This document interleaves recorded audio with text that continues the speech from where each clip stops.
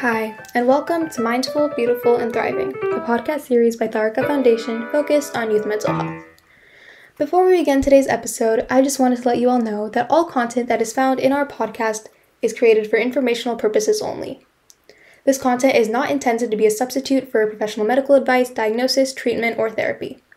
Always seek the advice of your physician or other qualified health provider with any questions you may have regarding a medical condition, and never disregard professional medical advice or delay in seeking it because of something you have heard in this podcast. Thank you so much, and without further ado, let's get started. Hello, everyone. Welcome back to another episode of Mindful, Beautiful, and Thriving. It's your host Punam here with an incredible guest joining us from all the way from India, Harish Tolani. And this is a Father's Day special podcast. We released a Mother's Day special podcast last month. If you did not get a chance to listen, I highly recommend checking it out. Today, we want to honor fathers for their contribution to building a strong, happy, and healthy family. Welcome, Harish. I'm looking forward to talking to you. Before I ask a few questions, please introduce yourself and tell us more about you. Hi Punam, hello everybody. It is so wonderful to be here, Punam. Thank you. Thanks so much for having me. I'm such a huge fan, Punam, I must say. I'm such a huge fan of your talks. Starting from the talks on to the talk on art of stress management, to the fabulous session you do at Cisco, and all the way to the podcast uploaded last month for Mother's Day. That's the one that you were, mentioning. And by the way, I must say this, Punam, and I think you already know this, that this podcast was recorded by with one of my most favorite person, and that's Lena. So, guys, if you haven't heard the recording, the podcast, please do listen to it. It is so it's so insightful. So let's see how I introduce myself. I am a pure thoroughbred Bangalore boy, like in Karnataka we say Bengaluru Hurga. That's literal translation for Bangalore boy. And I'm born, brought up here. I've done my schooling, my college. I got married here. Both my children are born here. I've been working here all my life. So, I've just been here all my life. Having said that, I've had some great opportunity to travel for work. I've traveled many parts of the world, not enough of Europe, I must say, but I've done quite a bit of US, enough of Asia, and just touched Germany once. So I've been super privileged. From a personal standpoint, my wife is a home baker, and she's a phenomenal cook. This is a podcast, but if it were to be a podcast, you probably know by seeing me that, my wife is a great cook, because she's a great cook and I love finishing it all. So kind of gives you a picture of how I look. So anyway, so my wife and I, we have two boys. One is soon to be 18 and the other one is 11. Work-wise, I'm into L&D, specializing in technical, non-technical, soft skills, and leader developer type training. I program manage multiple global programs, and I've been doing so for many years. And I've had the privilege of working with multiple clients across the globe, from Asia to Europe to US. So it's been like a whole rounded, experience. That's a bit of me, Punam. Wow, thank you so much for sharing the detailed introduction. It's fantastic. You have global exposure. So let's talk about today's topic. What do you think a father's role is in the family? That's a very interesting question, Poonam. The way I would look at a father's role is one of the wheels in the cart called family, right? The other being, your partner. And, I feel that each parent, a mother or father, play their respective roles. And at times these roles keep changing, right? At times, the mother is the one who's going to be, who's extreme pamperer, extreme love, like ushering the children with love.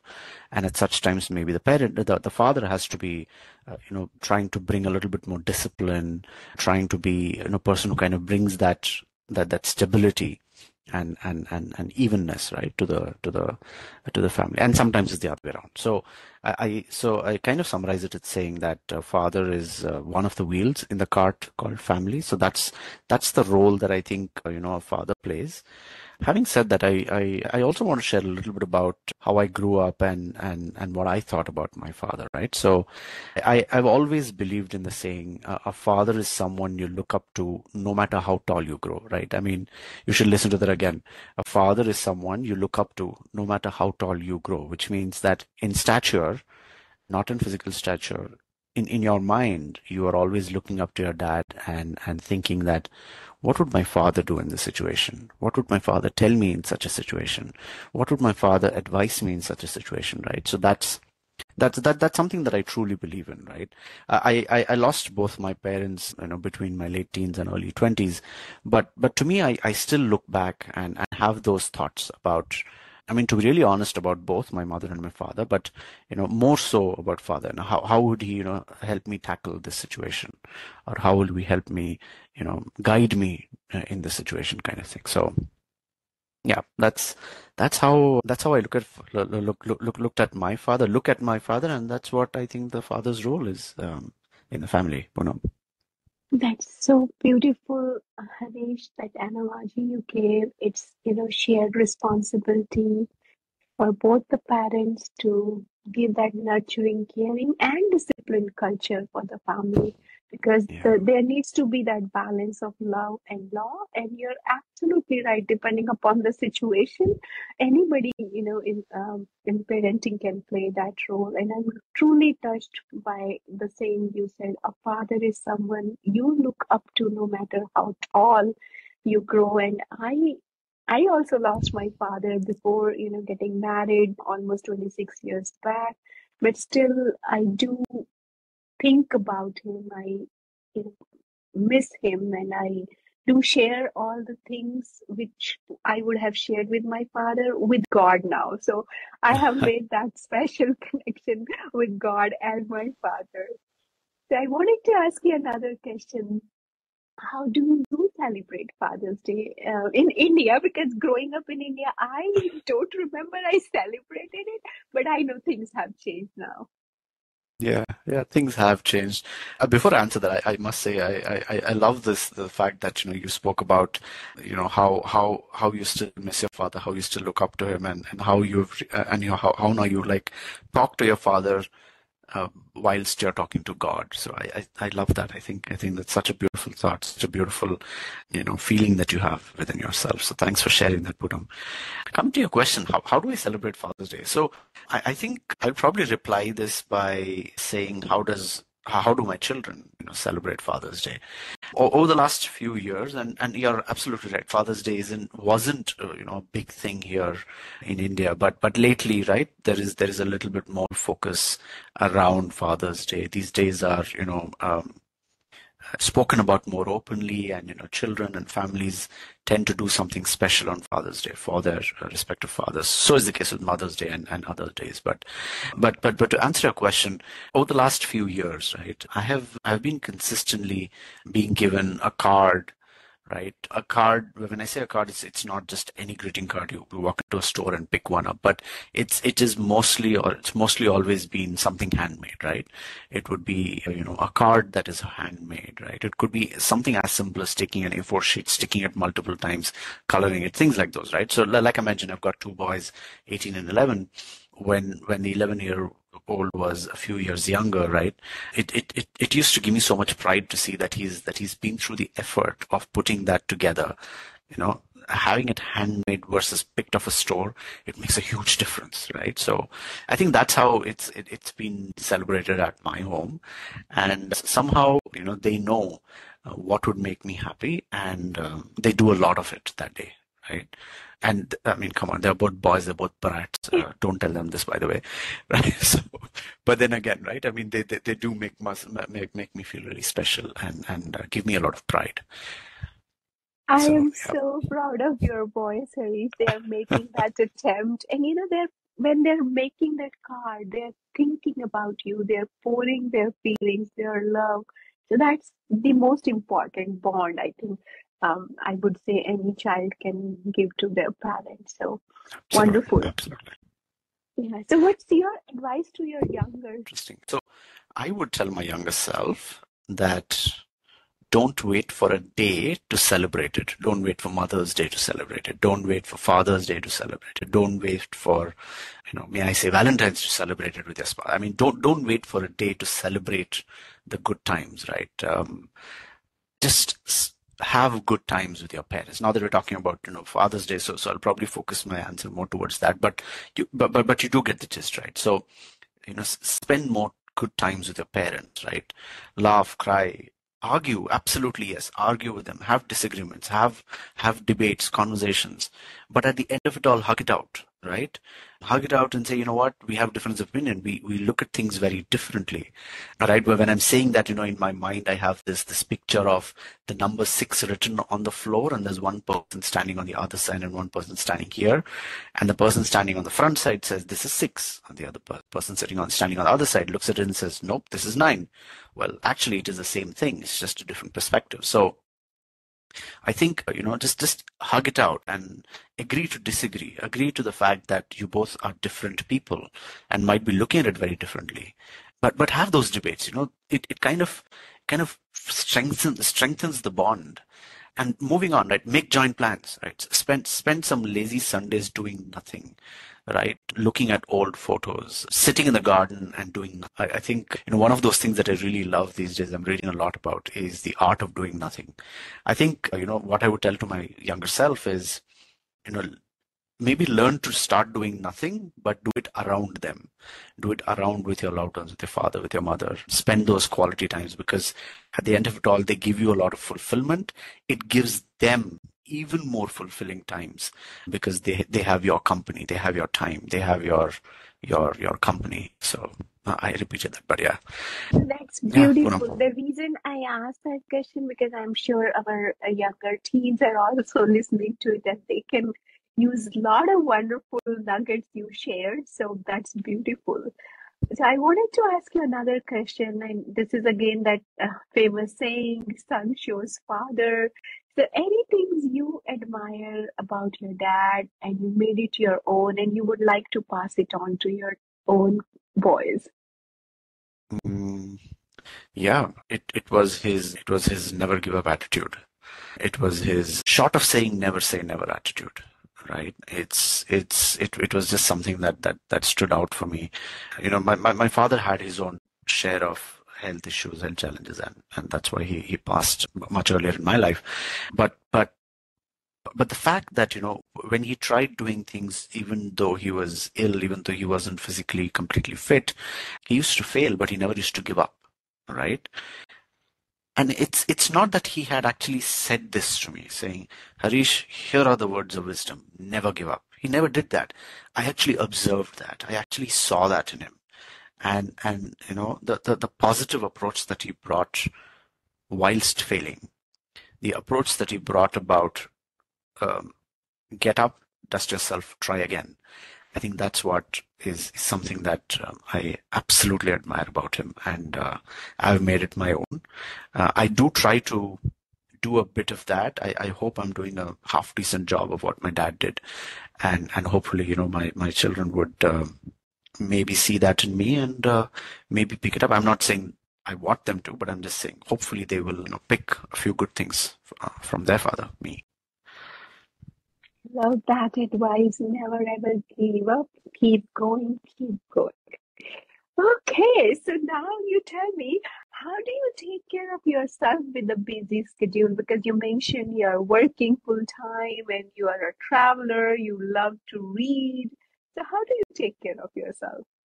So I think one of those things which and I probably learned it a bit like the hard way. I never used to do this, but lately over the last few years, right? I've just tried to make time for myself, right?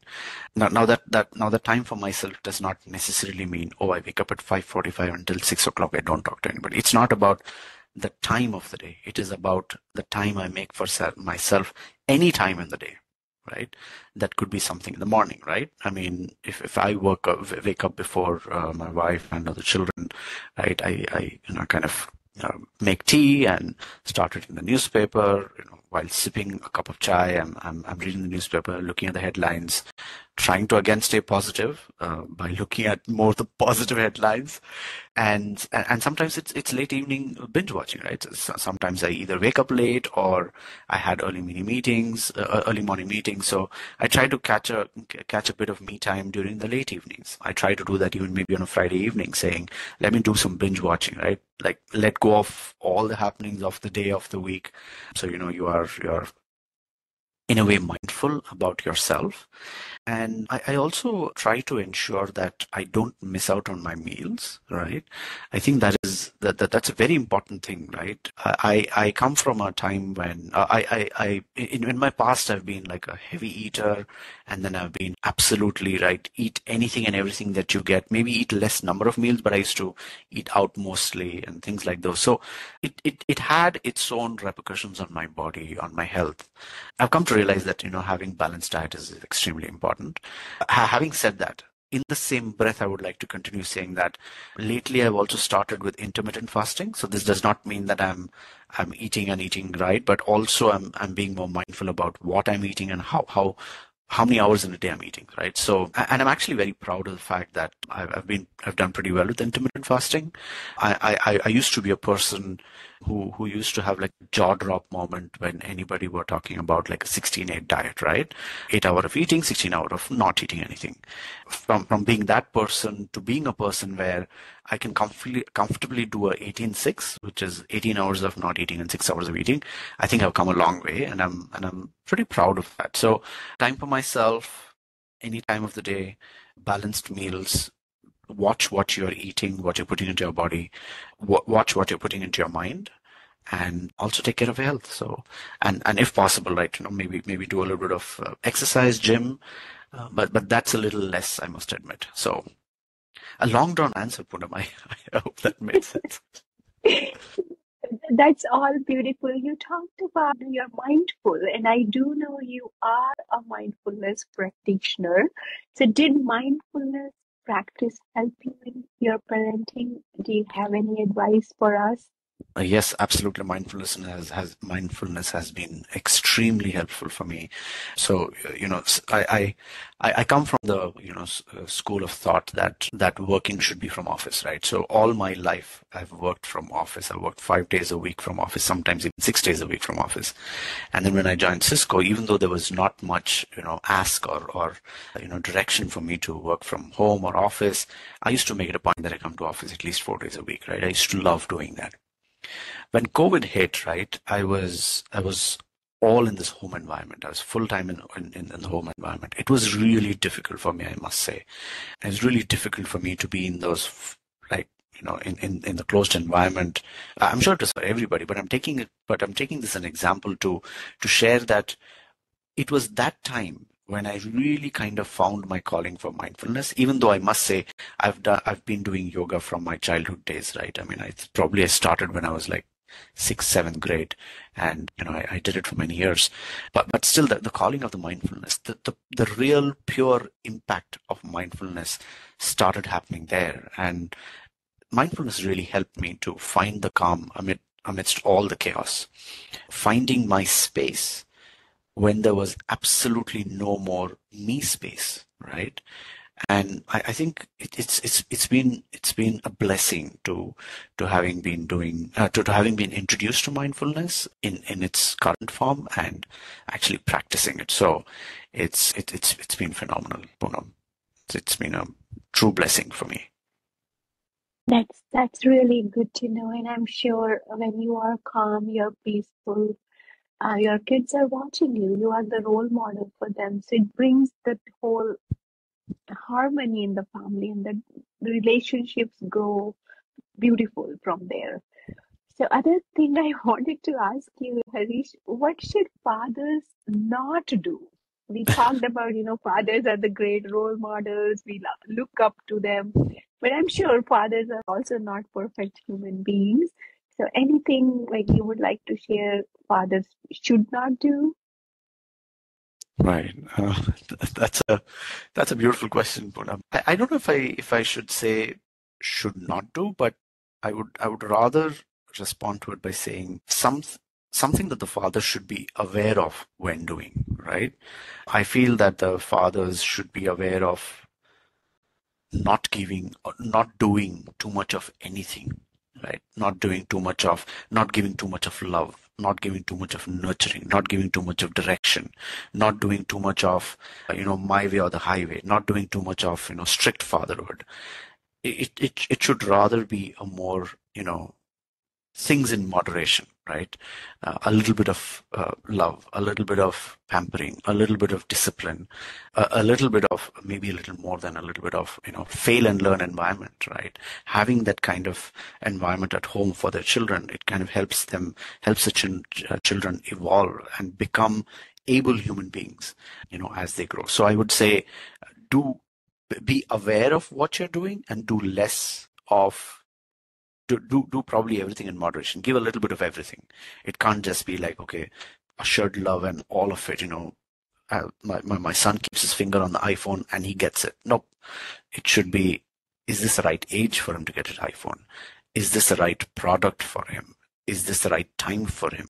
What kind of impact would that have for in his education, in his, going out and physical self? So I think just being more mindful and being more aware, I think that's what I would say fathers should do. Wonderful, wonderful, Harish. We talked about the balance in the beginning, how there needs to be balance of that love and law discipline. So that's amazing what you shared. So it was a definitely honor and pleasure to be like talking to you here and making this special podcast. So I want to wish every dad in the world a happy Father's Day. It's your day. Please enjoy your day and do things that energize you the most. Thank you, everyone, for listening to us. Thank you.